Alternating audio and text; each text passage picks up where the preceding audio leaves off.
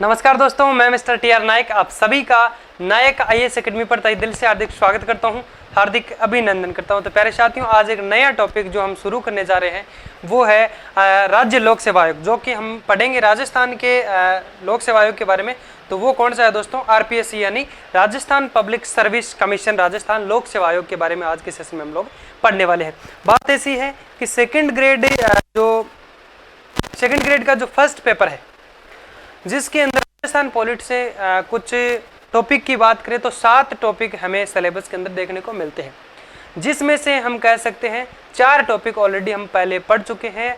पहला राज्यपाल को पढ़ लिया, फिर मंत्री परिषद को पढ़ा, उसके बाद में राज्य का सचिवालय के बारे में हम लोगों ने पढ़ा, उसके बाद में पंचायती राज एवं नगरीय निकाय के बारे में हम लोगों ने पढ़ा। और 5वें टॉपिक की बात करें तो ये हमारा राजस्थान लोक सेवा आयोग रहेगा।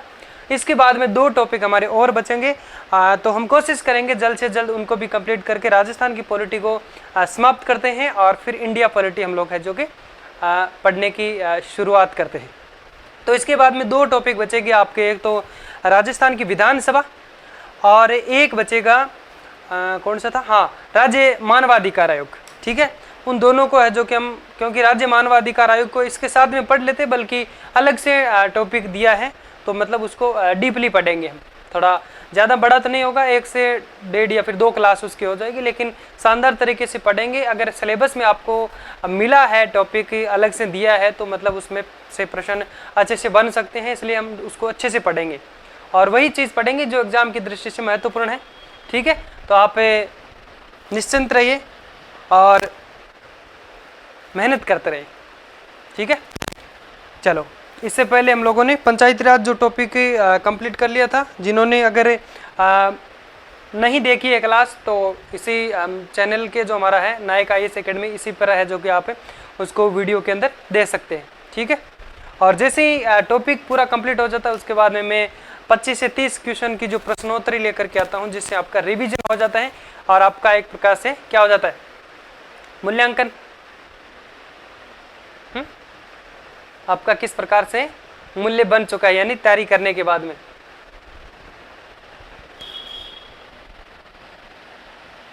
चले, आप अपना आंकलन कर सकते हैं कि भाई हमने क्या कुछ पढ़ा था।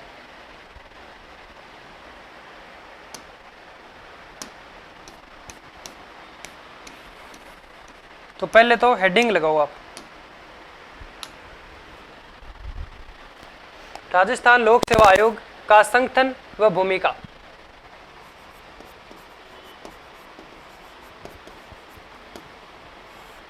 राजस्थान लोक सेवा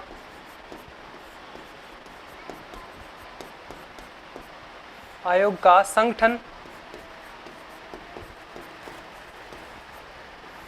व भूमिका।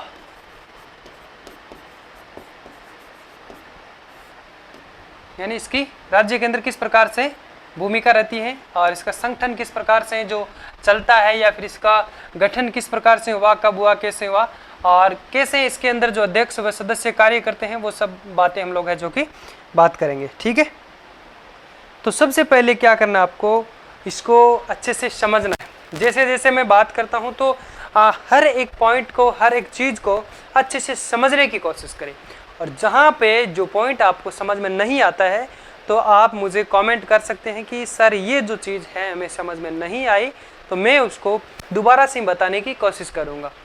हालांकि आपके मन में ऐसा नहीं हो सकता, क्योंकि मैं इस प्रकार से धीरे बताता हूँ, हर चीज़ को अच्छे से बताता हूँ, और जब तक मैं कह सकता हूँ कि उससे टॉपिक से संबंधित पूरा ज्ञान मेरे का जो कह सकते पूर्ण नहीं होता, तब तक मैं क्लास लेने आता नहीं हूँ, क्योंकि अपडेट उसको मैं करता हूँ पहले। तो अब एक बात करते हैं इसमें, देखो पहले यूपीएससी जो वर्तमान में कौन सा है, यूपीएससी की बात करें तो ये केंद्र के अंदर संघ लोक सेवा आयोग, ये तो संविधान लागू होने के बाद में ये नाम बना था, संघ लोक सेवा आयोग। क्या है भाई ये, एक बार केवल समझने की कोशिश करनी, ऐसे लिखना नहीं कि भाई आरपीएससी के अंदर यूपीएससी कहाँ से आया, है ना।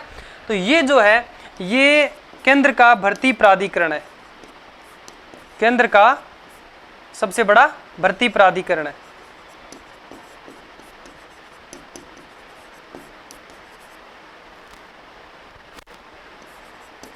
समझ गए? यानी इसमें हम कह सकते हैं केंद्र के अंदर सबसे बड़ी जो सर्विस की बात करें, नौकरी की बात करें, आईएएस है, जो कह सकते हैं आईपीएस है, तो ये जो बड़ी जो भी भर्तियां हैं उनको कौन करवाता है भाई? आईएएस आईपीएस की जो भी भर्तियां हैं उन सबको यूपीएससी करवाता है। कौन करवाता है? यूपीएससी। उनका जो भी हम कह सकते हैं भर्ती करवाना, उनका इंटरव्यू वगैरह सारा जो भी काम है ना, वो यूपीएससी का होता है, इस आयोग का होता है। ठीक है। फिर बात आती है कि ये जो यूपीएससी नाम है ये कब पड़ा था? इससे पहले भारत के अंदर सबसे पहले जो आयोग, लोक सेवा आयोग का गठन कब किया गया था और किस सिफारिश पे किया गया था? तो एक सिफारिश थी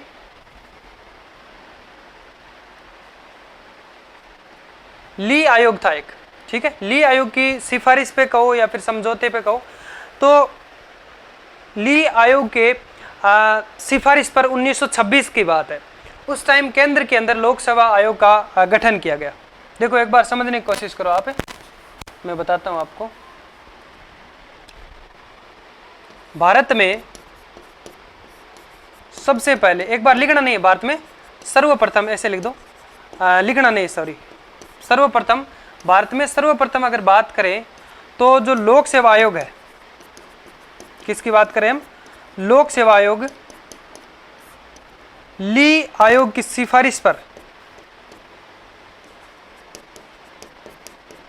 ली आयोग की सिफारिश पर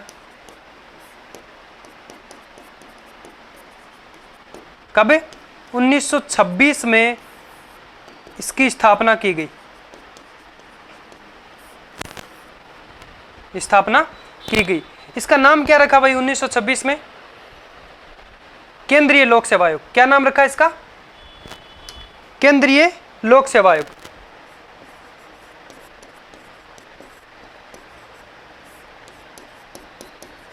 केंद्रीय लोक सेवा आयोग। क्या इसको हम कह सकते हैं सेंट्रल पब्लिक सर्विस कमीशन? तो इसको लिख दो आप सीपीएससी। लिखना नहीं है, ये केवल समझना है, ये बातें हमको लिखनी भी नहीं है, केवल जो क्या चीज लिखनी है वो भी मैं आपको बता दूंगा। ठीक है, तो यहां तक समझ में आया आपको? फिर भारत सरकार अधिनियम 1935 के तहत, किसके तहत? भारत सरकार अधिनियम 1935 के तहत इसका जो नाम है केंद्रीय लोक सेवा आयोग जो है, इसका नाम बदलकर क्या रखा गया? भारत सरकार अधिनियम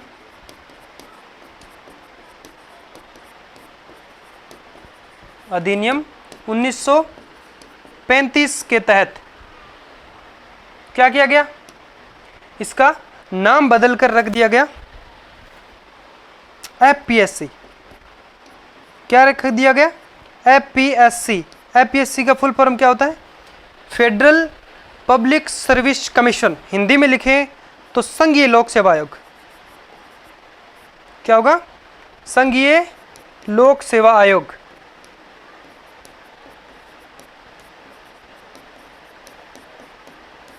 समझ में आया यहां तक? सबसे पहले ली आयोग की सिफारिश से 1926 में भारत के अंदर सर्वप्रथम लोक सेवा आयोग का गठन किया गया, जिसका नाम केंद्रीय लोक सेवा आयोग यानी सीपीएससी कह सकते हैं, सेंट्रल पब्लिक सर्विस कमीशन। फिर भारत सरकार अधिनियम 1935 के तहत इसका नाम जो बदलकर है वो रख दिया गया एफपीएससी यानी संघीय लोक सेवा आयोग। फिर बात करते हैं संघीय लोक सेवा आयोग से ये वर्तमान में यूपीएससी नाम बन गया। ये कब बना भाई? ये बना संविधान लागू होने के बाद में। संविधान लागू कब हुआ था भाई? 26 जनवरी 1950 के बाद। 26 जनवरी 1950 को हम कह सकते हैं एफपीएससी को क्या कहा जाने लगा? यूपीएससी। 26 जनवरी 1950 को हम कह सकते हैं। इसके बाद में इसका जो नाम है वो रख दिया गया UPSC, union public service commission, यानी संघ लोक सेवा आयोग, संघ लोक सेवा आयोग। क्या यहां तक समझ में आया कुछ या नहीं आया? बताओ।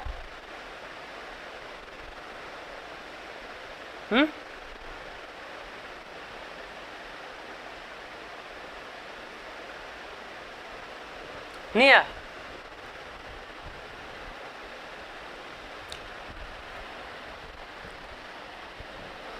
तो 1926 में बस ये ध्यान रखने की जरूरत नहीं है कि भाई केंद्रीय लोक सेवा आयोग, वैसे ये स्थापना जो है 1926 में की गई, बाकी इसने जो सिफारिश है वो कब की थी? 1923 में की थी। ठीक है, ये ध्यान रखने की जरूरत नहीं है, यानी इसकी सिफारिश थी, इसी की सिफारिश पे 1926 में स्थापना की गई थी। तो अब हम क्या करते हैं, इसको थोड़ा सा ये तो क्या है कि एक स्ट्रक्चर जो हम लोगों ने अच्छे से पहले समझा था कि किस प्रकार से जो एक लोक सेवा आयोग होता है केंद्र के अंदर अलग होता है और राज्यों के अंदर अलग होता है। ठीक है, तो केंद्र का सबसे बड़ा या फिर केंद्र का भर्ती जो प्राधिकरण है, जिसे यूपीएससी वर्तमान रूप में अगर देखें तो यूपीएससी कहा जाता है, संघ लोक सेवा आयोग कहा जाता है। इसकी शक्ति किसके पास होती है? राष्ट्रपति के पास में होती है। कहने का मतलब इसका अध्यक्ष, सदस्य, उनकी नियुक्ति करना, उनको हटाना, जो भी काम है वो सारा कार्य राष्ट्रपति के पास में होता है। किसकी बात करें हम? यूपीएससी की। सेम वही राज्यों के अंदर एक लोक सेवा आयोग होता है। क्या होता है दोस्तों? राज्यों के अंदर एक लोक सेवा आयोग होता है। जैसे कि अलग अलग राज्यों का अगर लोक सेवा आयोग है तो उनका नाम अलग अलग होता है। जैसे राजस्थान का है तो वो राजस्थान लोक सेवा आयोग हो गया, बिहार का है तो बिहार लोक सेवा आयोग हो गया। इस प्रकार से अलग अलग होता है। अगर यहीं पे अगर बात आती है कि कोई एक लोक सेवा आयोग, यानी इसको ऐसे बात करें कि 2 या 2 से अधिक राज्यों का एक लोक सेवा आयोग हो सकता है। कैसे? 2 या 2 से अधिक राज्यों का एक लोक सेवा आयोग हो सकता है। उनका नाम क्या रखेंगे भाई? यानी किसी पर्टिकुलर एक राज्य का एक राज्य जो हम कह सकते हैं लोक सेवा आयोग है, तो उसका नाम जो उस राज्य के नाम से जोड़ दिया जाएगा। यानी राजस्थान पब्लिक सर्विस कमीशन हो गया, बिहार पब्लिक सर्विस कमीशन हो गया। लेकिन वहीं पे अगर 2 राज्यों का एक है तो किसका नाम देंगे भाई? उसको बोलेंगे संयुक्त लोक सेवा आयोग, यानी जेपीएससी कहेंगे, जॉइंट पब्लिक सर्विस कमीशन। ठीक है, 2 राज्यों का जो होता है हम कह सकते हैं 2 राज्यों का, यहां पे समझे,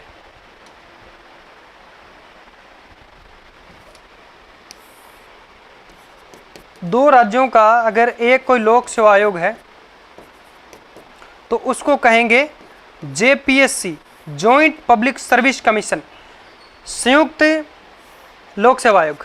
क्या कहेंगे दोस्तों? संयुक्त लोक सेवा आयोग। समझ में आया?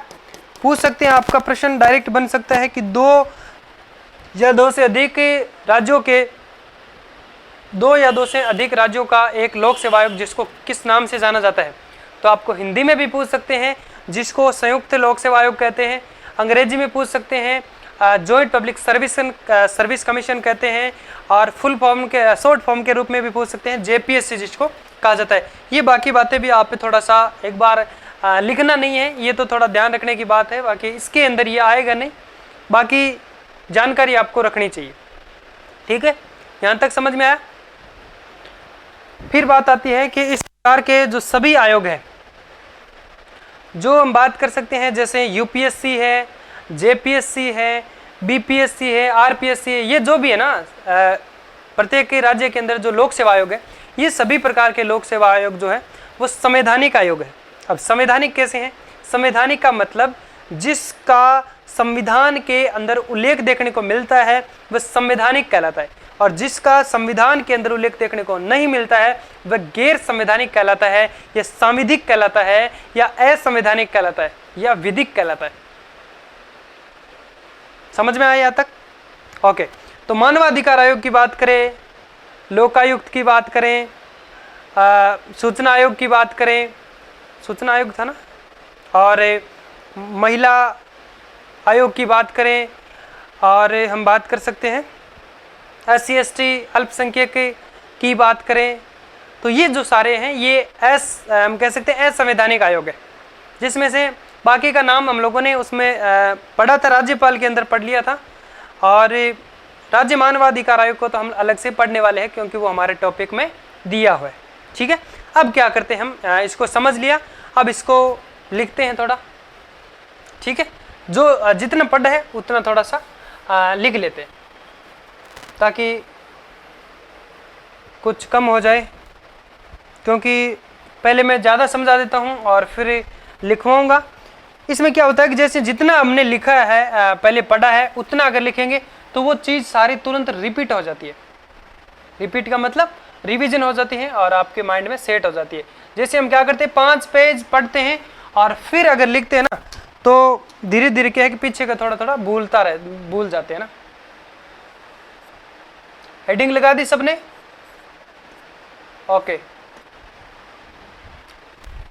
1 मिनट, चलो लिखो। कैसे लिखना है? पहले हेडिंग लगा दी आपने कि राजस्थान लोक सेवा आयोग का संगठन व भूमिका। पहले इसमें लिखो कि केंद्र का भर्ती प्राधिकरण UPSC संघ लोक सेवा आयोग कोष्टक में लिख दो, इसकी शक्ति राष्ट्रपति के पास होती है। फिर राज्य का लिख दो, राजस्थान राज्य का भर्ती प्राधिकरण RPSC, राजस्थान लोक सेवा आयोग, राजस्थान पब्लिक सर्विस कमीशन। ये सारे लिखने की जरूरत है नहीं, वैसे इतना लिख दो, RPSC लिख के कोष्टक में लिख दो राजस्थान लोक सेवा आयोग। इसकी सारी शक्ति किसके पास में? राज्यपाल के पास में। ठीक है, और 2 राज्यों का जो एक भर्ती प्राधिकरण उसमें लिख दो JPSC joint public service commission या संयुक्त लोक सेवा आयोग। इतना, ये जॉइंट वाला मत लिखो, इसमें लिख दो संयुक्त पब्लिक सर्विस कमीशन। चलो लिखवाना पड़ेगा ना, तो पहले लिखो केंद्र का सबसे बड़ा या फिर केंद्र का भर्ती प्राधिकरण, केंद्र का भर्ती प्राधिकरण कौन सा होगा?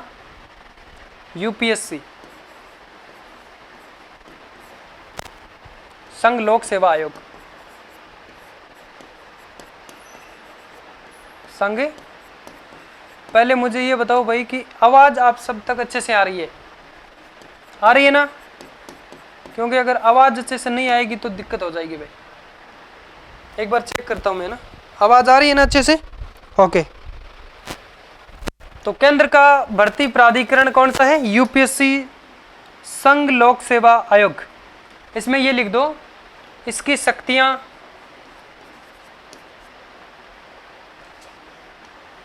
किसकी बात करें? UPSC की। इसकी शक्तियां राष्ट्रपति के पास होती है। इसकी शक्तियां, बाकी आगे हम इसको खोल के पढ़ेंगे। इसकी शक्तियां राष्ट्रपति के पास होती है। राष्ट्रपति के पास होती है।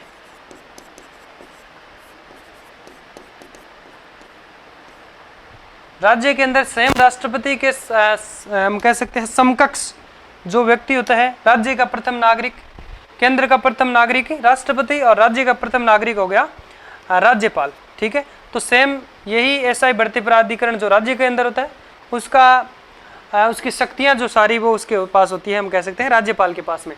अब लिखो राज्य का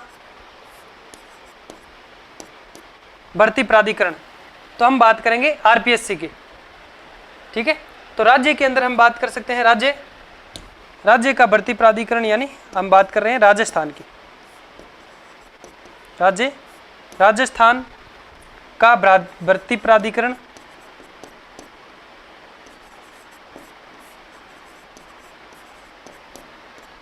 इसमें लिख दो RPSC। नाम सुना होगा आपने, नाम तो सुना ही होगा। क्यों? क्योंकि आप सेकंड ग्रेड की तैयारी कर रहे हैं और सेकंड ग्रेड का एग्जाम कौन करवाता है भाई? RPSC करवाता ना, तो याद तो होगा ही। इसमें लिख दो राजस्थान लोक सेवा आयोग।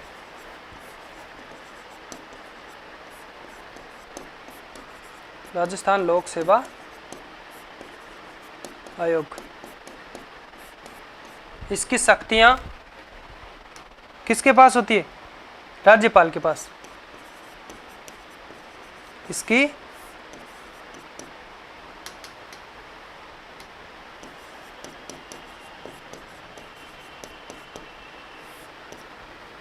शक्तियां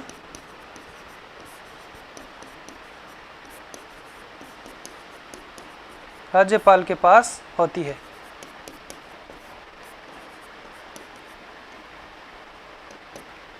यहां तक कोई डाउट? शायद जो मैंने लिखा है वो सारा आपको याद है, समझ में भी आ गया ना? तो ये दो चीज ये याद हो गई, इसमें कोई डाउट? कोई फुल फॉर्म में डाउट, हिंदी के कोई पूरे नेम में कोई डाउट? ओके। उसके बाद में लिखो 2 राज्यों का एक भर्ती प्राधिकरण। 2 राज्यों का एक भर्ती प्राधिकरण लिखो।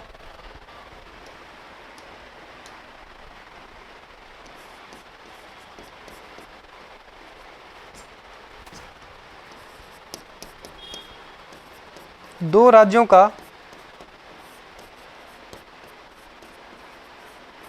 एक भर्ती प्राधिकरण।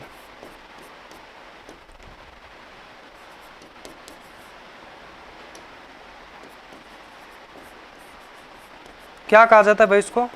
अब इसमें लिख दो जेपीएससी, कॉस्ट में लिख दो संयुक्त लोक सेवा आयोग।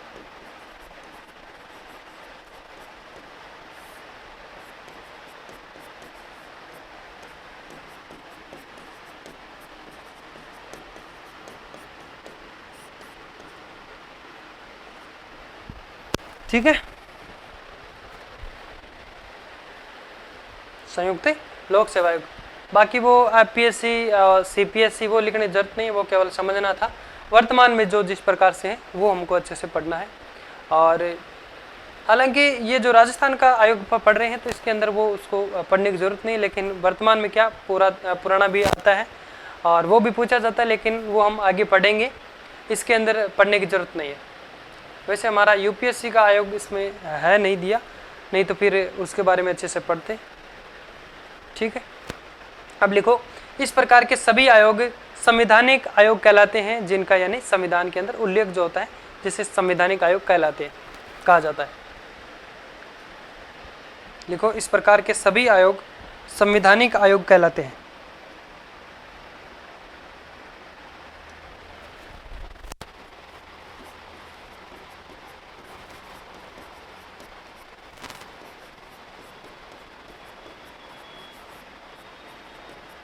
इस प्रकार के सभी आयोग संवैधानिक आयोग कहलाते हैं।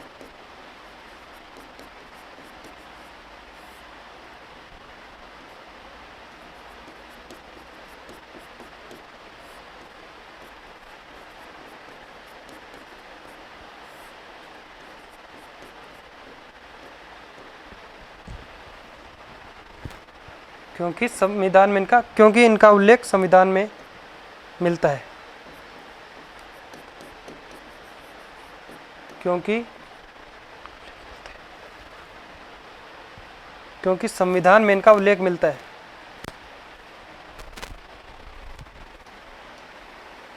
क्योंकि संविधान में इनका उल्लेख है।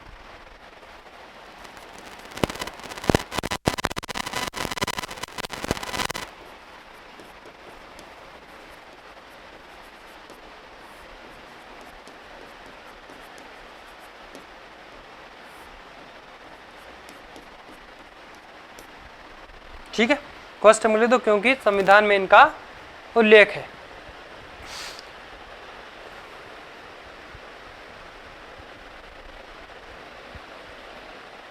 लिख लिया? लिखो, जल्दी लिखो थोड़ा।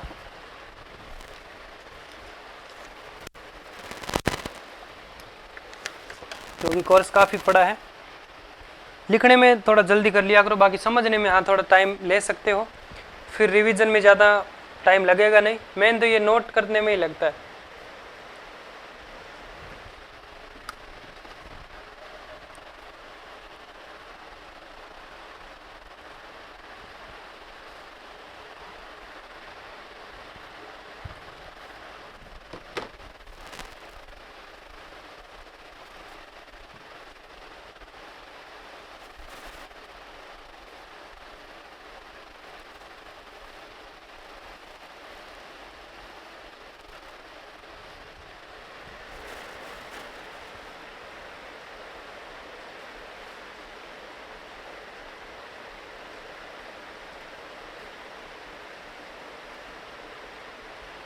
चलें आगे, चलो अब लिखो राजस्थान लोक सेवा आयोग यानी आरपीएससी। अब है ना शॉर्ट में लिख देना, राजस्थान लोक सेवा आयोग पूरा ऐसे नाम लिखने की जरूरत नहीं, ऐसा लिखो आरपीएससी संवैधानिक आयोग, एक सलाहकारी व परामर्शदात्री होता है, सलाह देता है हर चीज़ पे। और इसमें बात करते हैं, देखो शॉर्ट में लिख दो आरपीएससी संवैधानिक आयोग है,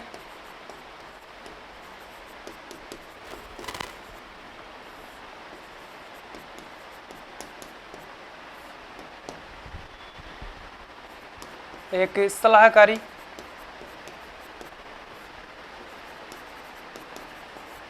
व परामर्शदात्री होता है।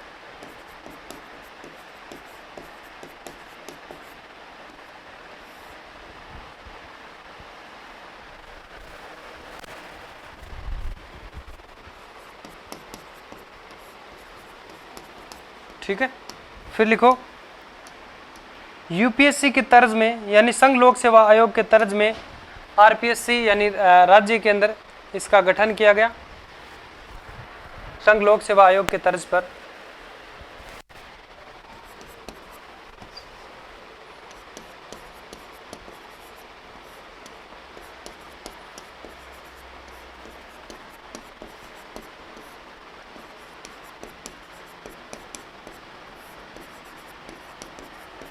के तर्ज पर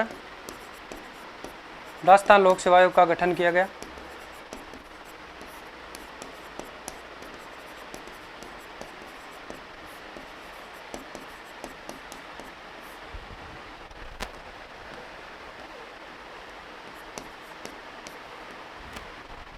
आयोग का गठन किया गया।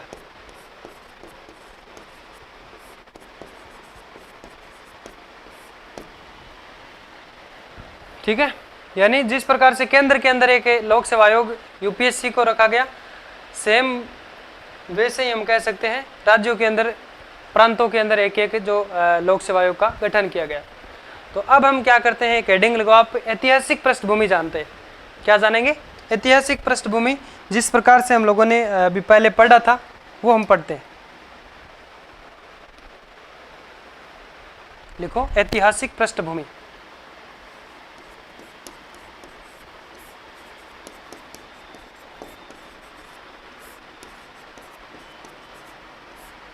पृष्ठभूमि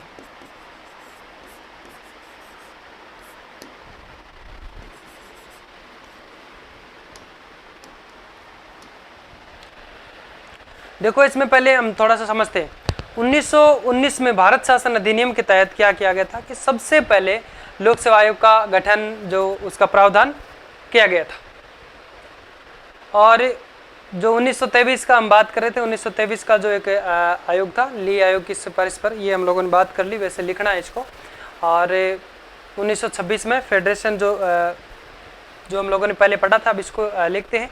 और 1926 में जो हम कह सकते हैं एफपीएससी फेडरेशन लोक सेवा आयोग का जो गठन किया गया था, जिसका पहला अध्यक्ष जो बनाया गया था सर रोज बारकर को बनाया गया था। कौन बने थे? सर रोज बारकर। और भारत शासन अधिनियम 1935 की जो हम बात कर रहे थे, उसके तहत प्रांतों के अंदर भी लोक सेवा आयोग का गठन किया गया। ठीक है, और स्वतंत्रता से पूर्व राजस्थान की हम बात कर रहे हैं। स्वतंत्रता से पूर्व यानी स्वतंत्र 47 से पूर्व की बात कर सकते हैं। 15 अगस्त 1947 से पहले राजस्थान के अंदर प्रांतों की अगर बात करें तो 3 ऐसी जो रियासतें थी जिसमें स्वयं का एक एक लोक सेवा आयोग का गठन पहले किया जा चुका था।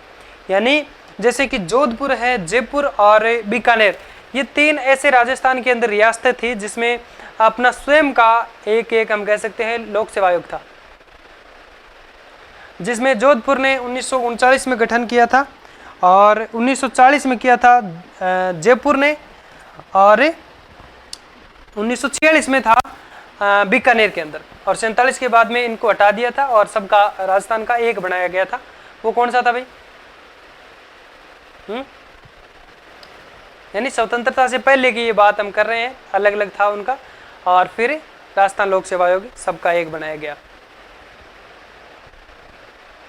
चलो इसमें लिखो 1919 के भारत शासन अधिनियम के तहत, भारत शासन अधिनियम के तहत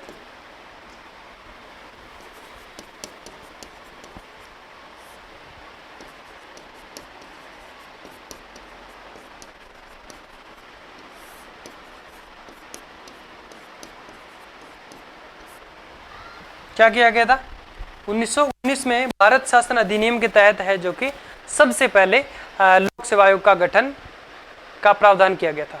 1919 में कर दिया गया था, ठीक है, के तहत सर्वप्रथम भारत में लोक सेवा आयोग का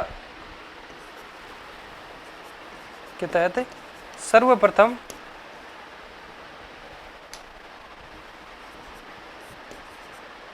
भारत में लोक सेवा आयोग का गठन नहीं बल्कि गठन के प्रावधान की बात की गई थी। लोक सेवा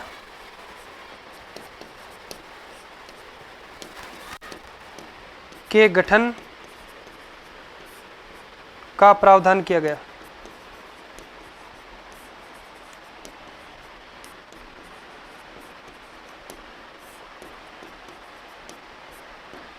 फिर 1923 में ली आयोग की सिफारिश की गई। 19 के बाद में लिखो 1923 में ली आयोग की सिफारिश पर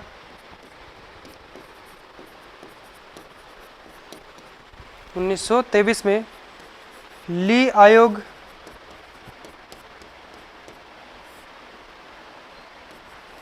के सिफारिश पर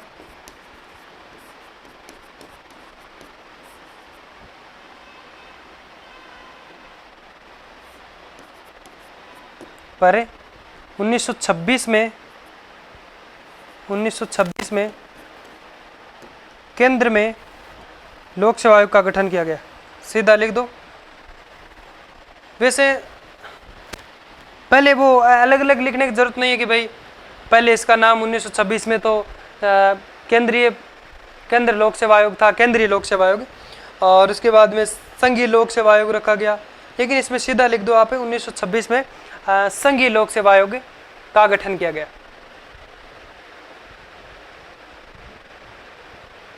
1926 में ऐसे लिख सकते हो अंग्रेजी में, फेडरेशन लोक सेवा आयोग का गठन किया गया या संघीय लोक सेवा आयोग का गठन किया गया, जिसके पहले अध्यक्ष सर रोज बारकर बने।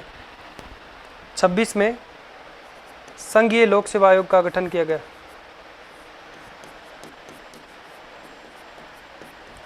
लोक सेवा आयोग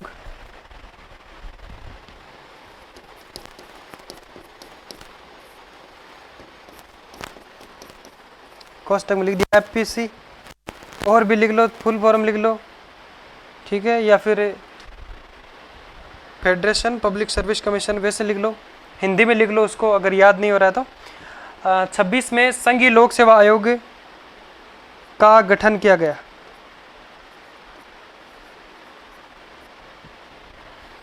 का गठन किया गया, जिसके पहले अध्यक्ष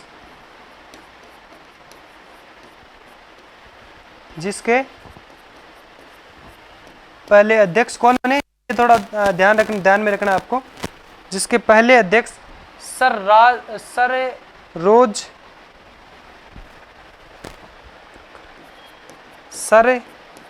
रोज बारकर बने। क्या नाम था? सर रोज बारकर।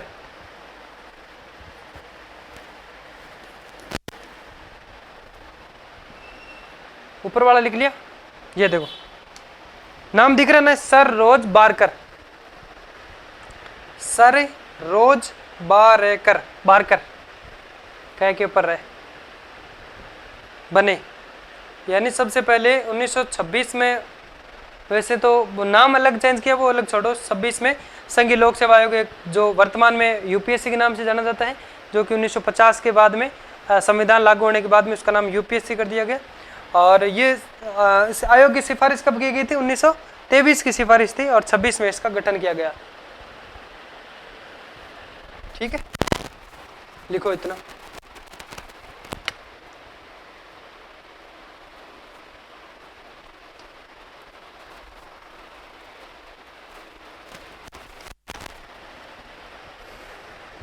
लिख लिया? फिर लिखो इसके बाद में भारत शासन अधिनियम या भारत सरकार अधिनियम 1935। भारत शासन अधिनियम 1935 के तहत प्रांतों में लोक सेवा आयोग का गठन हुआ।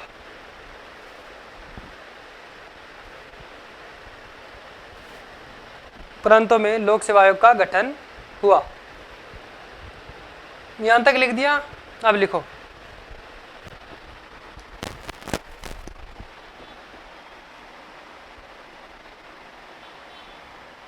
भारत शासन अधिनियम या भारत सरकार अधिनियम, भारत शासन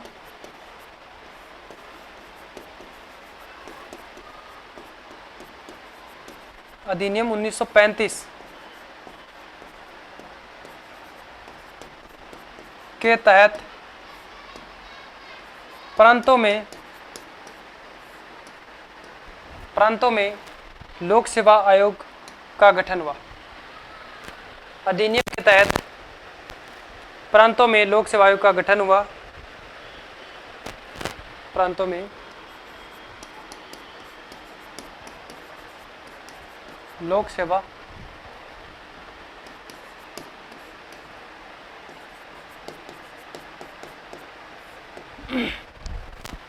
आयोग का गठन हुआ। राजस्थान में स्वतंत्रता से पूर्व, राजस्थान में स्वतंत्रता से पूर्व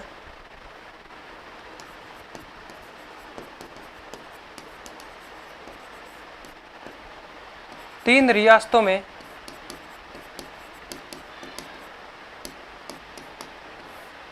तीन रियासतों का अपना स्वयं का लोक सेवा आयोग था।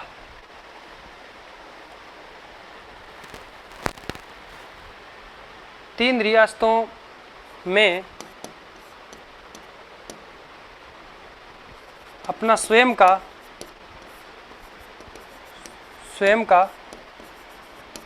लोक सेवा आयोग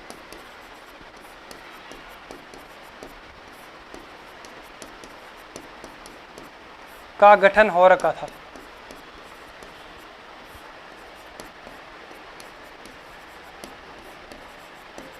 ठीक है, वो तीन रियासतें कौन सी है भाई? लिख लो।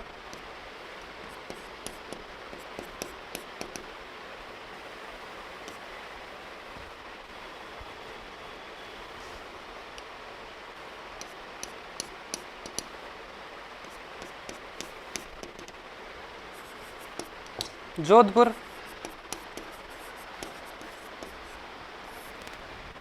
जयपुर,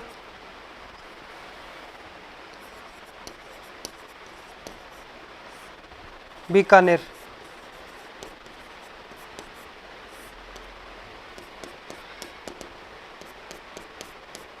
तीन रियासत। ठीक है, इसका हुआ था 1939 में गठन। इसने किया था 1940 में और इसने किया था 1946 में। ठीक, ओके, समझ में आया यहाँ तक? भारत शासन अधिनियम 1935 के तहत में इसके अनुसार प्रांतों में लोक सेवा आयोग का गठन हुआ था, जिसमें राजस्थान की बात करें तो स्वतंत्रता से पहले यानी 47 से पहले तीन ऐसी रियासत थी, जिसमें जोधपुर, जयपुर और बीकानेर, जिसमें स्वयं का अपना एक लोक सेवा आयोग था।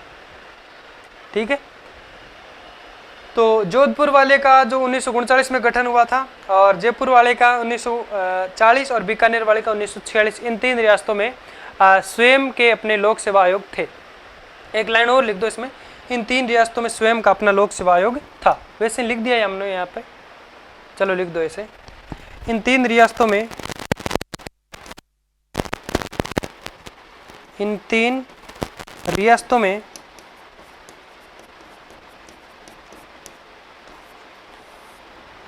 रियासतों में अपने स्वयं के लोक सेवा आयोग थे, अपने स्वयं के लोक सेवा आयोग थे।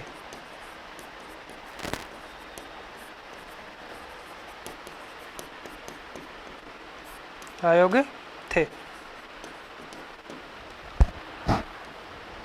ठीक है, लिखो इतना।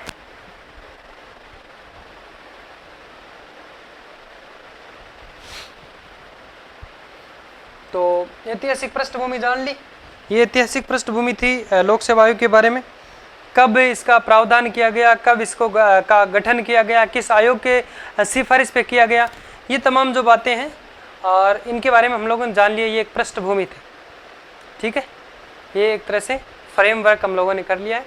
अब बात करते हैं संवैधानिक प्रावधान कि संविधान के अंदर जो राज्य लोक सेवा आयोग है, इससे संबंधित कौन कौन से आर्टिकल है, किस आर्टिकल के अंदर किस प्रकार से उल्लेख देखने को मिलता है, जहाँ से प्रश्न बन सकते हैं या फिर नहीं भी, तो वो इसके अंदर जितने भी जो आर्टिकल है 315 से 323 तक वो सारे पढ़ने पड़ेंगे हमें। और भाग 14 उल्लेख करता है इसके बारे में, आरपीएससी का हम पढ़ते हैं, राज्य लोक सेवा आयोग, ठीक है।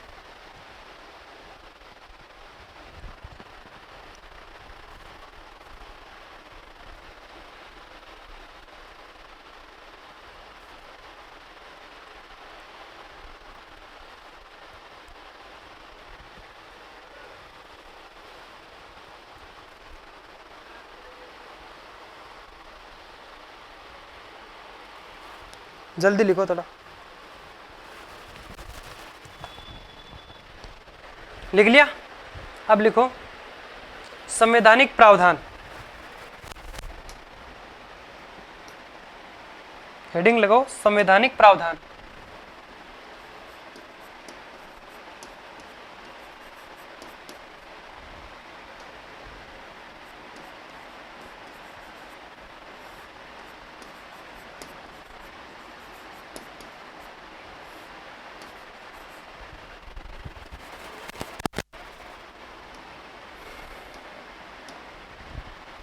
संवैधानिक प्रावधान, इसमें लिख दो राजस्थान लोक सेवा आयोग, सीधा लिख दो, शॉर्ट में आरपीएस लिख दो, राजस्थान लोक सेवा आयोग।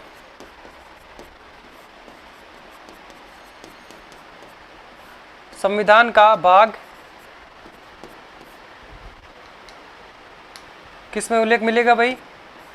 संविधान का भाग 14 व अनुच्छेद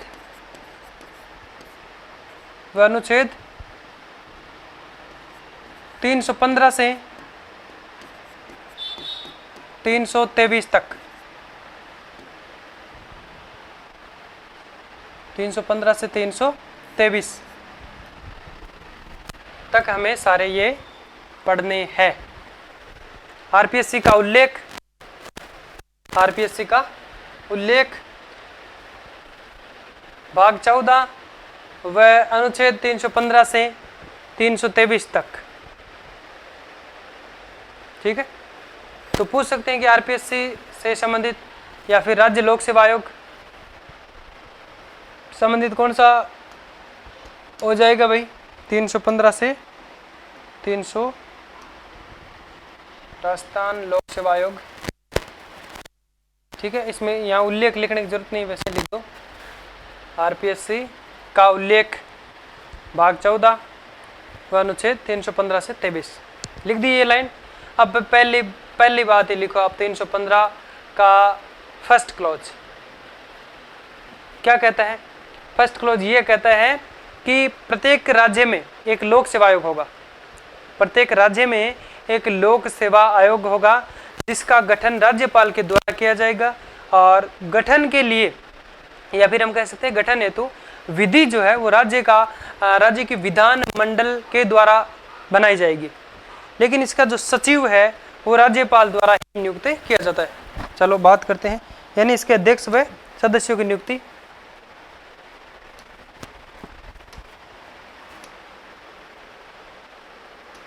अच्छा, तो अब लिखो आप इसमें, हाँ पहले लिखो अनुच्छेद 315 का फर्स्ट क्लॉज किसके बारे में बात करता है? राज्य के अंदर एक राज्य लोक सेवा आयोग होगा। प्रत्येक राज्य के अंदर लोक सेवा आयोग होगा, जिसका गठन राज्यपाल द्वारा किया जाएगा। गठन के लिए विधि विधान मंडल बनाएगा। प्रत्येक राज्य में एक ही लोक सेवा आयोग होगा।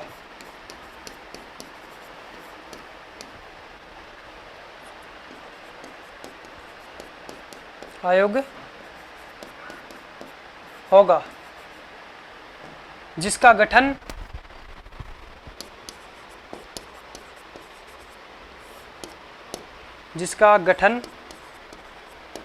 राज्यपाल द्वारा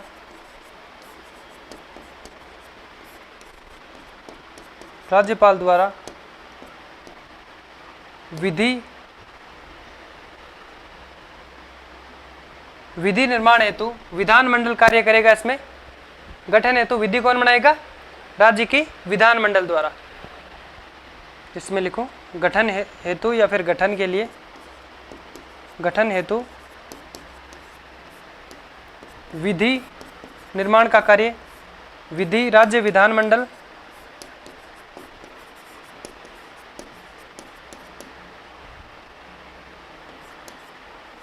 विधानमंडल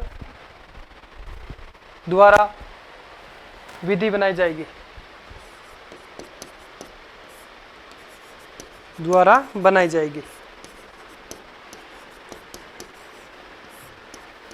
सचिव की नियुक्ति राज्यपाल करेगा। कोष्टक में लिख दो, सचिव की नियुक्ति राज्यपाल करेगा। यस, इसका सचिव राज्यपाल द्वारा नियुक्त किया जाएगा। इसका सचिव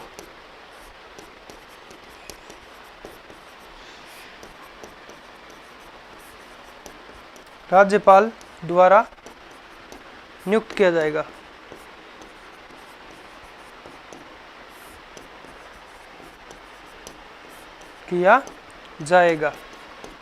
फिर विधि बना करके और इसका गठन किया जाएगा। ठीक है, सचिव की नियुक्ति कौन करेगा? राज्यपाल करेगा, ये ध्यान में रखना। और इसके बाद में आर्टिकल 315(2) ये नहीं लिखना है। क्यों नहीं लिखना भाई? क्योंकि ये काम आता है जेपीएससी का संबंधित। अगर लिखना चाहो तो लिख दो, ऐसे लिख के छोड़ दो। 315 आर्टिकल 315 का क्लॉज 2 केंद्र से संबंधित है। केंद्र से संबंधित कैसे? क्योंकि ये जॉइंट पब्लिक सर्विस कमीशन के से संबंधित है, तो इस पे कार्य कौन करता है? केंद्र करता है। तो लिख दो, इसमें लिख के छोड़ दो ताकि दिक्कत ना रहे, आपको समझ में आ जाए जब अनुच्छेद पढ़ेंगे। तो अनुच्छेद 315 का क्लॉज 2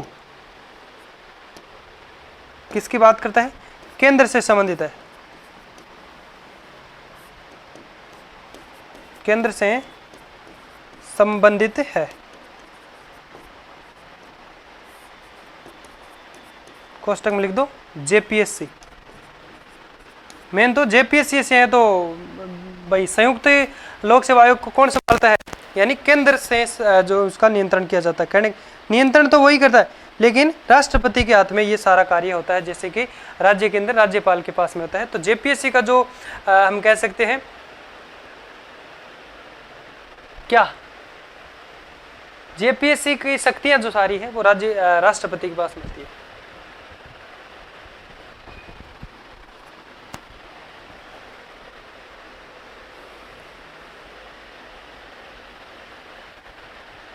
लिखा यहां तक।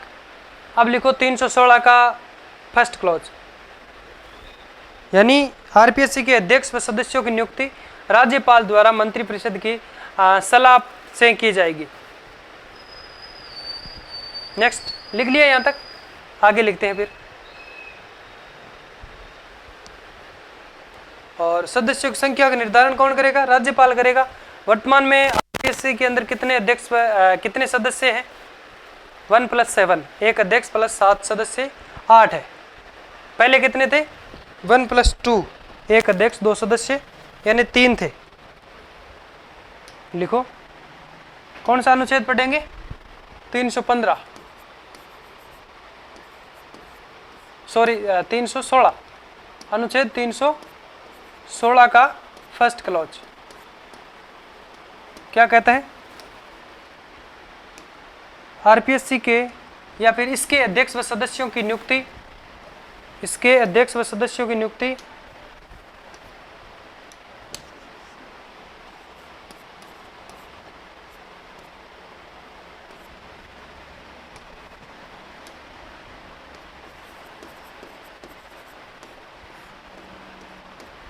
इसके अध्यक्ष व सदस्यों की नियुक्ति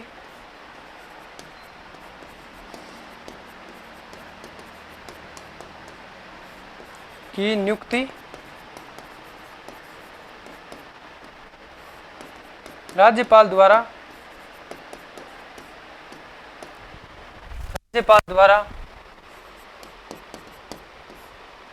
मंत्रिपरिषद की सलाह पर की जाएगी। मंत्रिपरिषद की सलाह पर की जाएगी।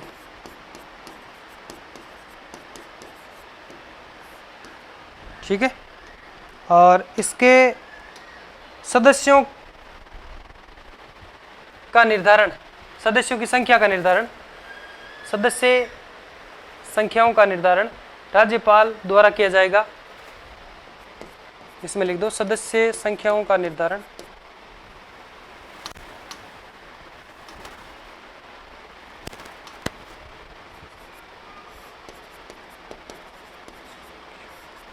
सदस्य संख्या का निर्धारण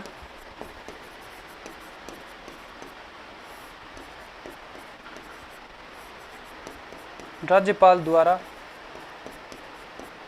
किया जाएगा।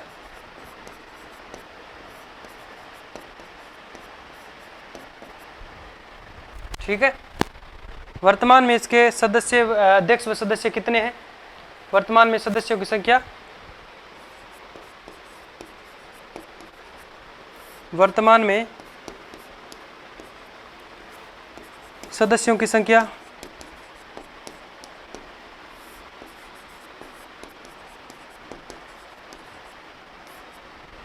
कितनी है? अध्यक्ष प्लस 7, क्वेश्चन लिख दो, 1 + 7 बराबर 8 सदस्य, बराबर 8। कुल कितने हो गए? बराबर कुल कितने हो गए? 8। ऐसे, अच्छा इसमें ये चीज़ और लिख लो, पहले कितने थे? इससे पूर्व थे 8 हो गए ये, और कॉमा लगा के लिख दो, इसमें पहले थे 1 + 2 पूर्व है।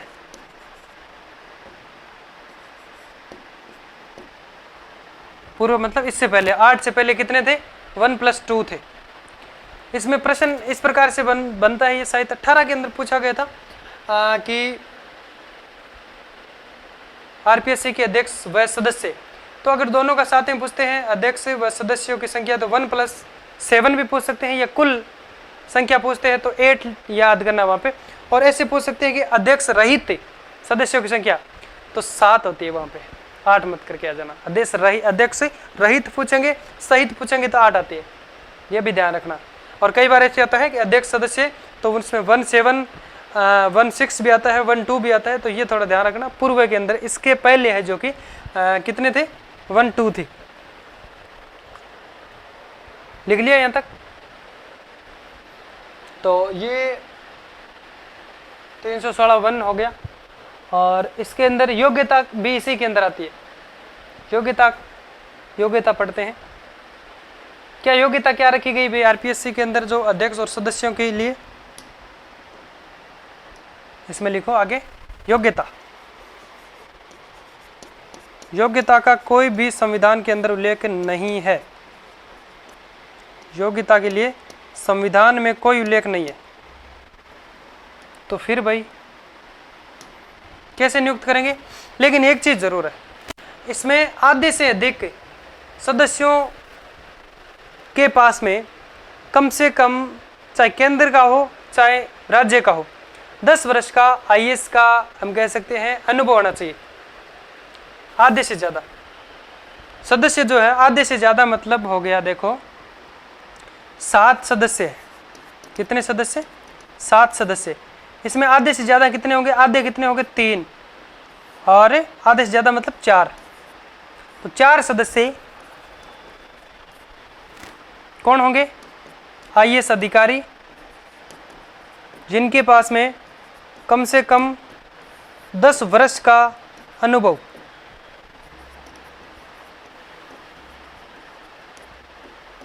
सेम हम लोगों ने एक बात की थी सचिवालय के अंदर, राज्य के अंदर जो राज्य सचिवालय जो है राजस्थान के अंदर, जिसकी स्थापना 13 अप्रैल 1949 को की गई थी, और उसके बारे में हम लोगों ने बात की थी। तो उसके अंदर भी जो मुख्य सचिव है, जो भी कर्मचारी, वो क्या होते हैं उसमें? अध्यक्ष व सदस्य जो है वो होते हैं उसमें आईएएस अधिकारी। लेकिन उसके अंदर योग्यता का कोई उल्लेख किया नहीं गया है। ठीक है, 10 वर्ष का, ये थोड़ा ध्यान रखना कि आरपीएससी का जो अध्यक्ष है, सॉरी सदस्य की बात कर रहे हैं, तो उसमें आधे से अधिक जो है वो आईएएस अधिकारी होते हैं, जिनके पास में कम से कम, चाहे राज्य के अंदर का हो या फिर केंद्र का हो, वो 10 वर्ष का अनुभव होना चाहिए। यहाँ तक समझ में आया? और फिर बाकी जो बचे हैं 3 सदस्य, वो कुछ भी हो सकते हैं, ठेकेदार भी हो जाए, बना सकते हैं ना। कौन बनाएगा? राज्यपाल। इनके अध्यक्ष सदस्यों की नियुक्ति कौन करेगा? राज्यपाल करता है। बनना है क्या आपको? बन जाओ, फिर भर्ती जल्दी जल्दी कराओगे। ठीक है, तो अब इसमें बात करते हैं इसके लिए। और इसमें कार्यवाहक अध्यक्ष की अगर बात करें तो राज्यपाल के द्वारा सदस्यों में से किसी को है जो कि कार्यवाहक अध्यक्ष बनाया जाएगा, कि जब तक नया कोई अध्यक्ष नहीं आए तब तक वो कार्यवाहक के रूप में, अध्यक्ष के रूप में कार्य करेगा। फिर पदावधि की बात करें तो पदावधि ये है जो कि 316 का क्लोज 2 कहता है, आरपीएससी के अध्यक्ष व सदस्यों की पदावधि यानी कार्यकाल की बात करते हैं। तो इनके तहत कि जब पद ग्रहण किया जाता है उससे 6 वर्ष या 62 वर्ष इनमें से जो पहले होता है वो उनका है।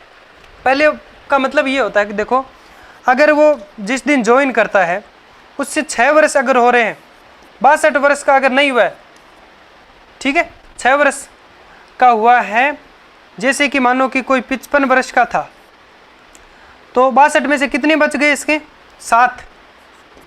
तो इसको तो हम कह सकते हैं ये सदस्य व अध्यक्ष है जो कि बिल्कुल 6 वर्ष पूर्ण करेगा। लेकिन मानो कि कोई 67 में ज्वाइन करता है, तो इसके पास कितने वर्ष बचे भाई? 62 में से 5 बचे ना, तो क्या ये 6 वर्ष करेगा? तो इसमें हम कह सकते हैं पहले क्या चीज़ आ गई? 62 वर्ष वाली, यानी ये यहाँ से रिटायर्ड होता है। ठीक है, और अगर जो चीज़ पहले होती है उसको हम कह सकते हैं किया जाता है। इसमें 55 वर्ष का था तो पहले 6 वर्ष हो गए, यानी 62 तो वहाँ नहीं, 6 वर्ष कंप्लीट हो गए, तो इसको वहाँ से रिटायर्ड। और हम कह सकते हैं एज काफ़ी है, तो 6 वर्ष होने से पहले उसका जो 62 वाला ये टारगेट आ गया कंप्लीट, तो यहाँ से इसको पद ये छोड़ देता है। फिर समझ में आया यहाँ तक? तो ये लिखते हैं। बाकी रियल में होता क्या है कि जो आईएएस है वो 60 वर्ष की उम्र में रिटायर्ड होते हैं, और उसके बाद में वो आके यहाँ पे अध्यक्ष या सदस्य बनते हैं, नियुक्त किए जाते हैं 60 वर्ष के। तो ये 62 तक यानी 2 वर्ष से ये रियल में यही चल रहा है, 2 वर्ष तक कार्य करते हैं। रिटायर्ड आईएएस आते हैं, 2 वर्ष तक कार्य करते हैं। और जो हम कह सकते हैं, क्या आरपीएससी के अध्यक्ष या सदस्य इनका कार्यकाल पूर्ण हो जाता है। मानो कि इसने 62 वर्ष, जो हम कह सकते हैं 2 वर्ष या जो भी 62 वर्ष का कंप्लीट हो गया, यहाँ से हम कह सकते हैं ये पद छोड़ता है। उसके बाद में क्या इसकी पुनर्नियुक्ति हो सकती है? आरपीएससी के अंदर पुनर्नियुक्ति का प्रावधान नहीं किया गया है, यानी पुनर्नियुक्ति का पात्र वो नहीं है, बल्कि एक ऐसा आयोग है, मानवाधिकार आयोग, जो एकमात्र ऐसा आयोग है जिसमें पुनर्नियुक्ति हो सकती है, बल्कि वो एक गैर संवैधानिक आयोग है, संवैधानिक नहीं है, गैर संवैधानिक आयोग है। और चलो पहले अब थोड़ा सा ये लिखते हैं, योग्यता लिखो। योग्यता का संविधान में कोई भी उल्लेख नहीं किया गया, संविधान में योग्यता का स्पष्ट उल्लेख नहीं है। आयोग के आधे से अधिक व्यक्तियों को, आधे से अधिक सदस्य, इसमें लिखो योग्यता का संविधान में स्पष्ट उल्लेख नहीं है।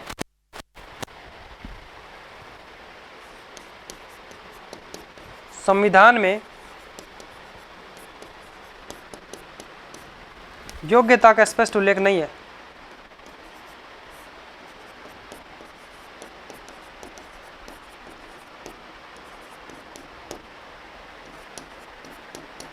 उल्लेख नहीं है।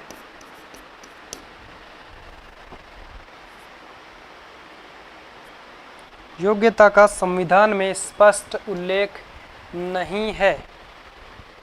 फिर लिखो इसमें आयोग के आधे से अधिक यानी 4 सदस्य, आयोग के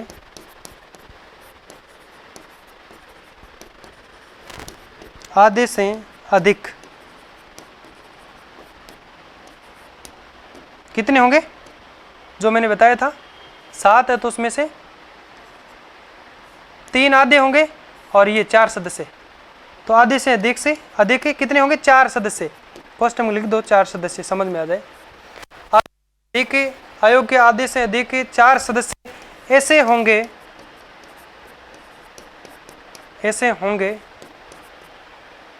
या फिर ऐसे होंगे जिनके पास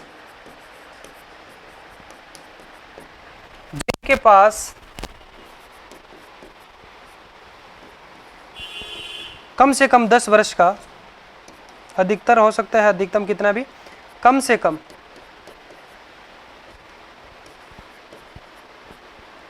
कम से कम 10 वर्ष का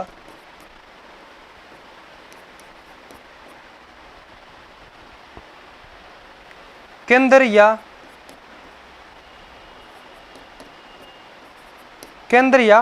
राज्य का, केंद्र या राज्य में या राज्य का प्रशासनिक अनुभव हो।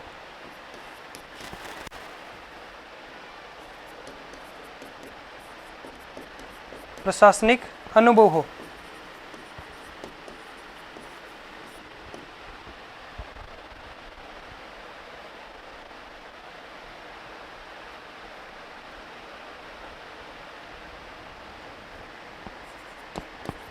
समझ में आया यहाँ तक? आधे से अधिक यानी 4 सदस्य ऐसे होंगे जिनके पास में कम से कम 10 वर्ष का केंद्र सरकार या राज्य सरकार, केंद्र का या कहो या फिर राज्य का, केंद्र सरकार या राज्य सरकार का प्रशासनिक अनुभव हो।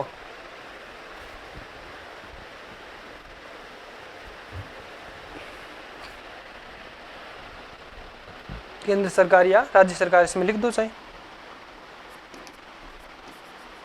केंद्र सरकार या राज्य सरकार। चलो इसको दोबारा लिखाता हूँ, एक लाइन थोड़ा समझ में आ जाए ये पूरी।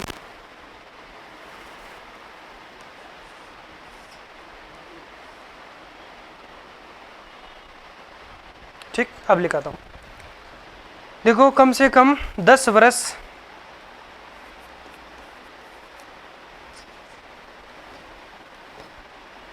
केंद्र 10 वर्ष से केंद्र सरकार में या राज्य सरकार में, केंद्र सरकार या राज्य सरकार के अधीन प्रशासनिक अनुभव हो। अब सही है, के अधीन प्रशासनिक अनुभव हो। कई बार क्या है, जिस हिसाब से मुझे लिखवाना होता है, जिस हिसाब से मैंने पढ़ा था, वो लाइन अगर सेट नहीं बैठती है तो थोड़ा मुझे अपने आप में ऐसे लगता है कि यार क्या हो रहा है। लिख लिया? लिखो, जल्दी लिखो। फिर इसके बाद में पदावधि की बात करते हैं। 316(2) कहता है, पदावधि की बात करता है।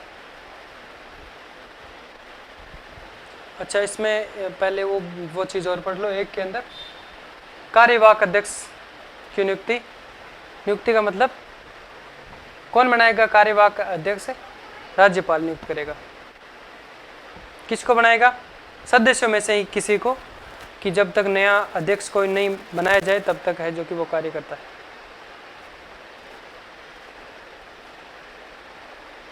कार्यवाहक अध्यक्ष राज्यपाल द्वारा सदस्यों में से किसी को अध्यक्ष बनाया जाता है।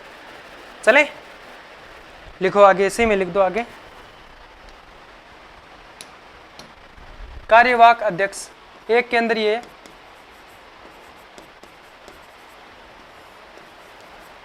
कार्यवाहक अध्यक्ष राज्यपाल द्वारा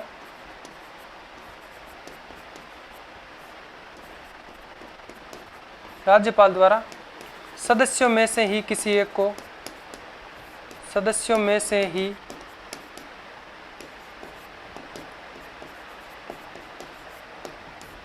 किसी एक को कार्यवाहक अध्यक्ष बनाया जाता है। कार्यवाहक अध्यक्ष बनाया जाता है। क्या कार्यवाहक अध्यक्ष सदस्यों में से ही किसी एक को राज्यपाल कार्यवाहक अध्यक्ष बनाएगा। सदस्यों में से ही किसी एक को कार्यवाहक अध्यक्ष बनाया जाता है और वह तब तक कार्य करेगा जब तक कोई नया अध्यक्ष नहीं बनाया जाता है। कोष्टक में लिखो, लिख दो, लिखने की जरूरत नहीं। अब तो क्या है इसमें कि जब लिख दो, इसमें लिख दो, वह तब तक कार्य करेगा, वह तब तक कार्य करेगा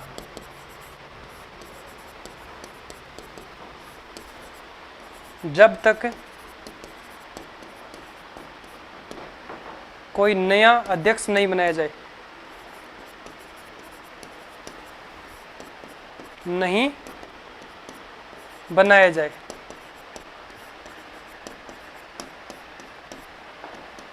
ठीक है, कोष्टक बंद करो। अब लिखो आप पदावधि।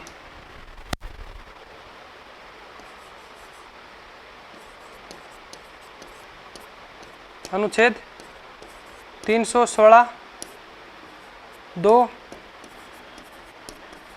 पदावधि कहो, कार्यकाल कहो।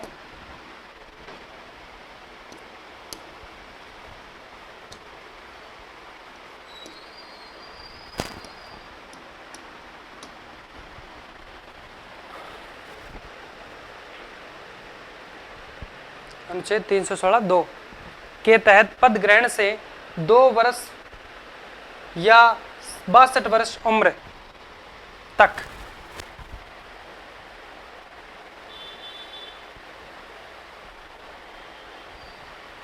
इसमें लिखो, इसके अनुसार या इसके तहत, इसके अनुसार पद ग्रहण से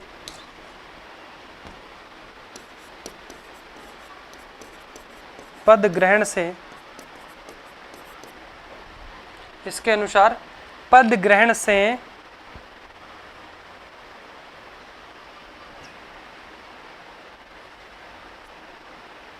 6 वर्ष, मैंने 2 वर्ष तो नहीं बोला था ना शायद यहाँ पे, अभी मेरे को याद आ रहा है। इसके अनुसार पद ग्रहण से 6 वर्ष या 62 वर्ष उम्र या 62 वर्ष आयु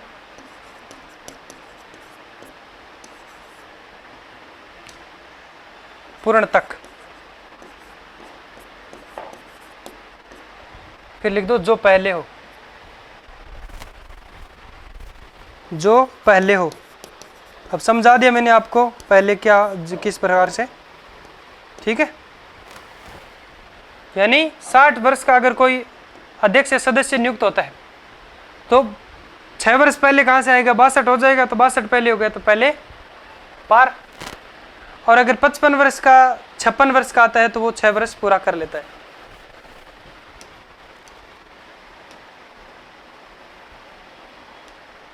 समझ में आया कि नहीं आया? अब लिख दो रिटायर्ड आईएएस 60 वर्ष की उम्र में सदस्य बनते हैं, या फिर इसमें आते हैं, हम कह सकते हैं नियुक्त होते हैं। इसमें रिटायर्ड आईएएस, सेवानिवृत्त आईएएस ऐसे लिख दो। इसमें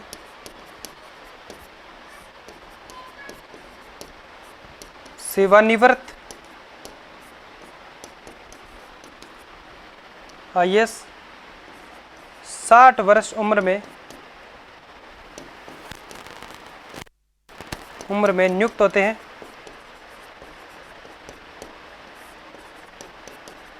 होते हैं 2 वर्ष कार्य करते हैं।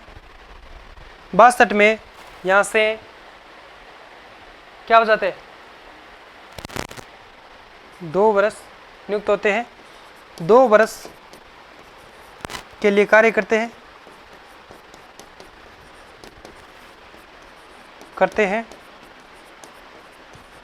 62 वर्ष की उम्र में, 62 वर्ष की उम्र में यहाँ से भी सेवानिवृत्त हो जाते। सेवानिवृत्त ये यहाँ से भी सेवानिवृत्त हो जाते हैं।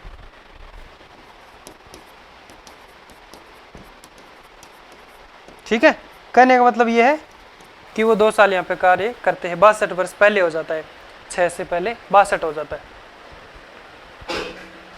ठीक है, अब इसमें लिख दो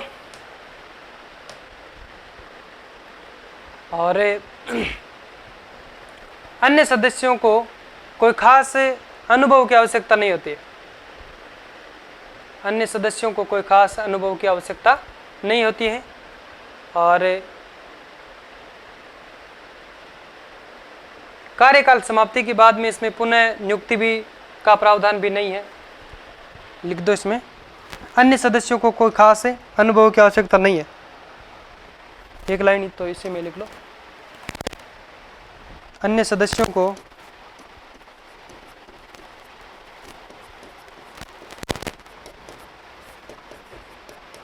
कोई खास अनुभव की आवश्यकता नहीं है।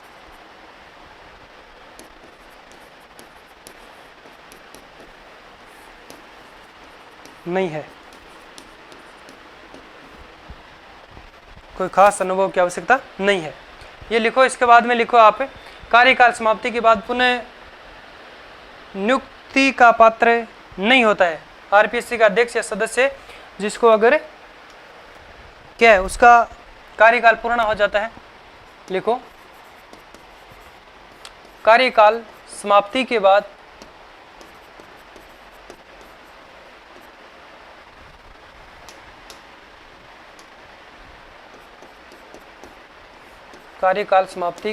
या पश्चात पुनः नियुक्ति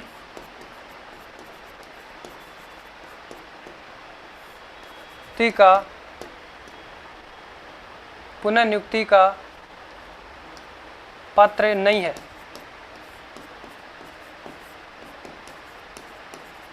अध्यक्ष व सदस्य कार्यकाल पूर्ण होने के बाद में पुनः नियुक्ति उसकी नहीं की जा सकती। इसमें लिख दो मानवाधिकार आयोग, जिसके अध्यक्ष या सदस्य की पुनः नियुक्ति हो सकती है। मानवाधिकार नोट करके लिखो या फिर कोष्टक में लिख दो, मानवाधिकार आयोग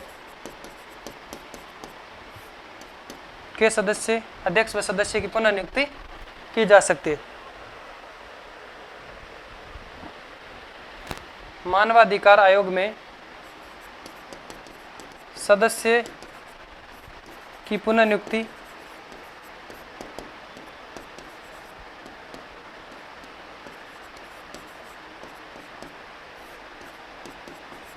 हो सकती है, की जा सकती है।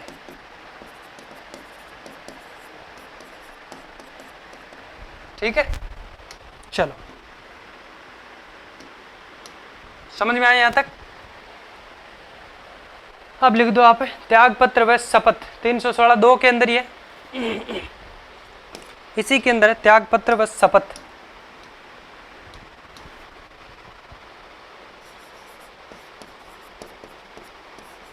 त्याग पत्र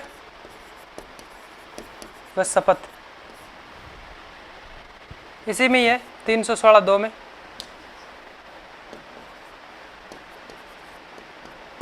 दोबारा लिखने की जरूरत तो नहीं थी, रहने दो ना, क्योंकि ये साथ में चल रहा है। इसके बाद में आगे हम लिखेंगे 316(2) के बाद में 317(1) पढ़ेंगे। त्याग पत्र व शपथ, देखो इसमें बात करें तो लोक सेवा आयोग यानी आरपीएससी के अध्यक्ष व सदस्यों की उनको हटाने का, बर्खास्त करने का कार्य तो करेगा राष्ट्रपति, बल्कि शपथ और ये कार्य कौन करेगा भाई? राज्यपाल। इनको शपथ कौन दिलाएगा? 316 के तहत राज्यपाल दिलाता है। ठीक है, और इनको बर्खास्त करने का, हटाने का कार्य राष्ट्रपति के द्वारा किया जाता है, और जो कि किसके तहत है?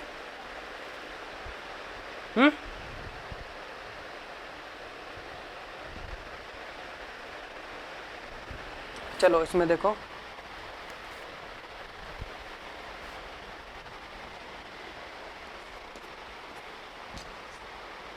यहीं पे लिखो, पहले एक चीज लिख दो, अध्यक्ष हुए नहीं, सॉरी, त्याग पत्र व शपथ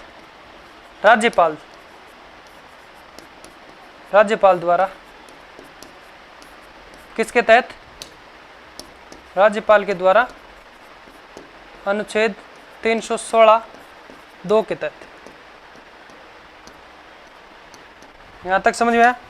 अब लिखो, आरपीएससी के अध्यक्ष या सदस्य की बर्खास्तगी या हटाने का कार्य राष्ट्रपति करेगा। पूरा राजस्थान पब्लिक क्यों लिखूं? लिखता हूं मैं, आरपीएससी के अध्यक्ष, आपके पास ज़्यादा टाइम है तो आप अलग अलग लिख लेना, राज्य लोक सेवा आयोग जो भी, राजस्थान लोक सेवा आयोग, अध्यक्ष व सदस्यों को की बर्खास्तगी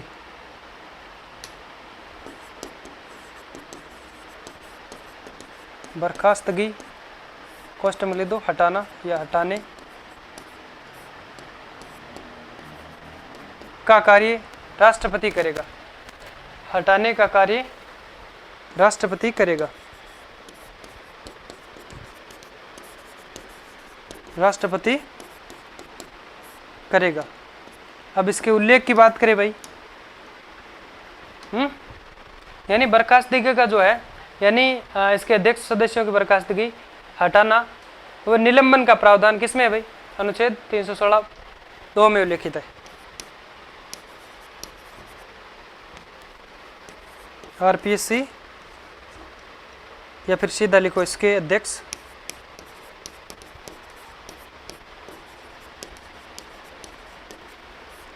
व सदस्यों को बर्खास्तगी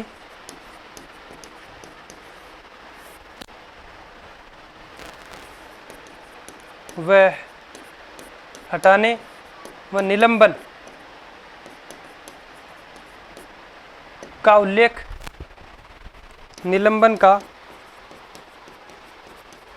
उल्लेख आर्टिकल 316(2) में है।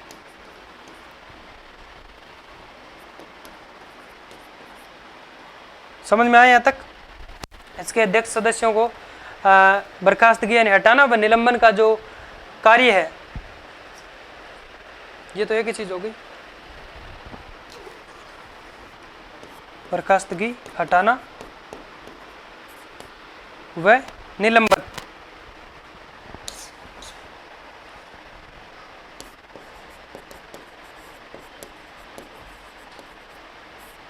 व निलंबन का उल्लेख किस में मिलता है? 316(2) में। अब 317(1) लिखते हैं। 317(1) किसकी बात करता है? यानी इसके तहत कदाचार या भ्रष्टाचार का आरोप हो जाए, ऐसा अगर अध्यक्ष सदस्य पे लगता है तो राष्ट्रपति के द्वारा कई सारी जांचें हैं, उस जांच के किए जाने के बाद में उसको है जो कि राष्ट्रपति हटा सकता है।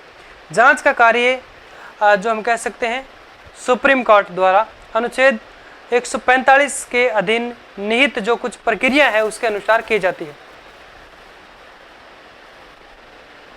लिखो, यहाँ तक लिख दिया? लिखो, फटाफट लिखो, फिर क्लास का टाइम हो गया बस। चलो एक और लिख लो, 317(1) तो लिख लेते हैं।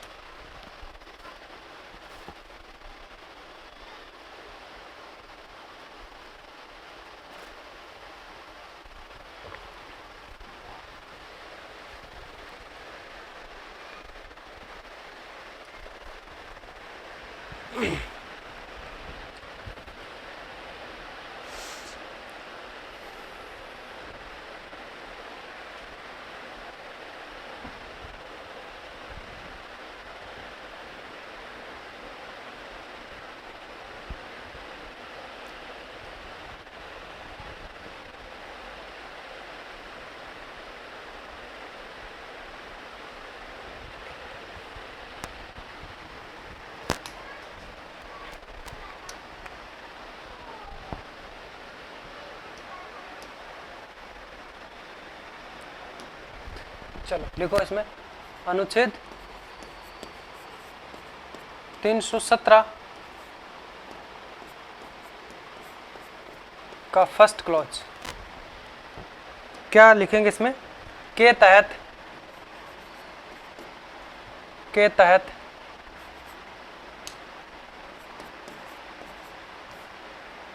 कदाचार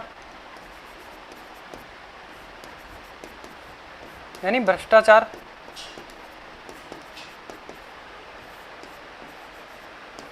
के आरोप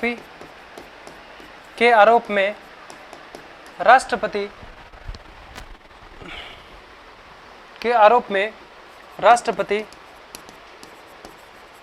या फिर का आरोप लगने पर सीधा लिख दो, भ्रष्टाचार के आरोप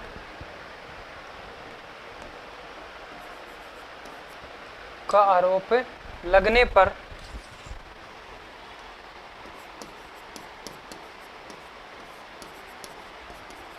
राष्ट्रपति निम्न जांच द्वारा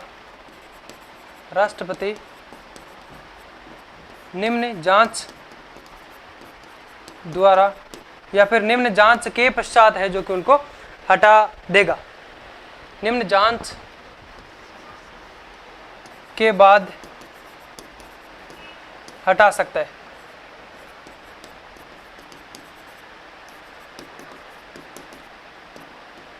ठीक है, या फिर निम्न जांच के बाद में हटाया जाएगा।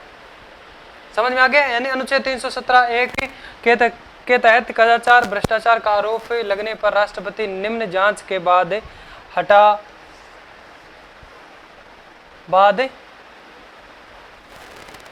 राष्ट्रपति द्वारा निम्न जांच के बाद हटाया जाएगा। इसे लिखो, राष्ट्रपति द्वारा निम्न जांच के बाद हटाया जाएगा।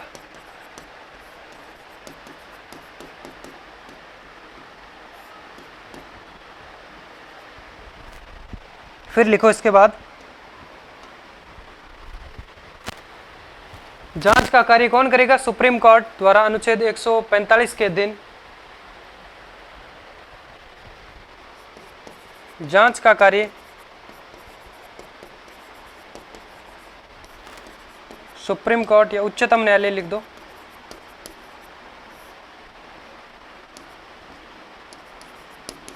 उच्चतम न्यायालय द्वारा अनुच्छेद 145 के अधीन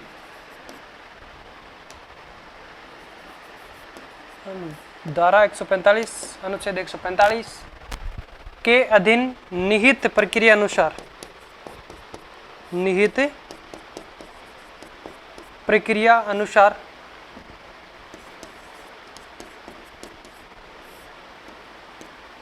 प्रक्रिया अनुसार की जाएगी। ठीक है, इसका कार्य उच्चतम न्यायालय द्वारा 145 के अंदर जो निहित है प्रक्रिया अनुसार, जो प्रक्रिया निहित है उसके अनुसार किया जाएगा। इसकी जांच की जाएगी या फिर किया जाएगा।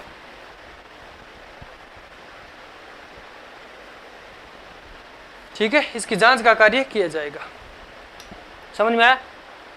और इसके बाद में बात करते हैं अनुच्छेद 217(2) क्या कहता है कि इस जांच के दौरान राज्यपाल द्वारा अध्यक्ष व सदस्यों को निलंबन किया जा सकता है, बल्कि हटाने का काम राज्यपाल के पास में शक्ति नहीं है।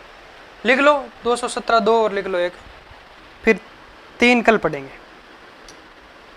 क्योंकि टाइम ऊपर हो गया काफ़ी क्लास का। अनुच्छेद 317(2) के तहत इस जांच के दौरान राज्यपाल अध्यक्ष व सदस्य को निलंबन किया जा सकता है।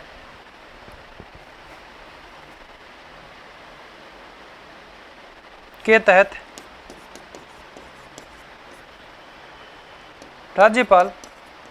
तहत राज्यपाल द्वारा अध्यक्ष व सदस्य को, क्या लिख दिया मैंने, इसके तहत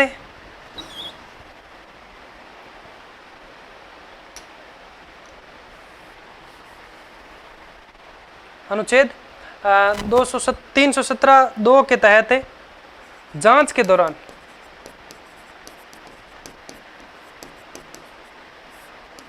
दौरान इसके अध्यक्ष व सदस्य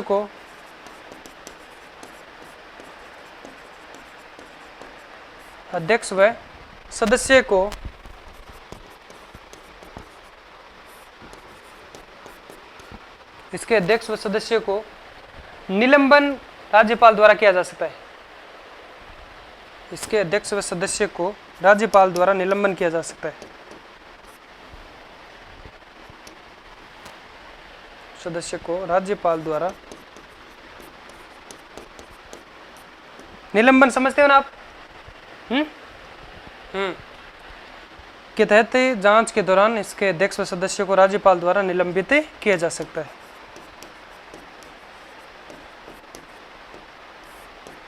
हटाया नहीं जाता, निलंबित किया जा सकता है।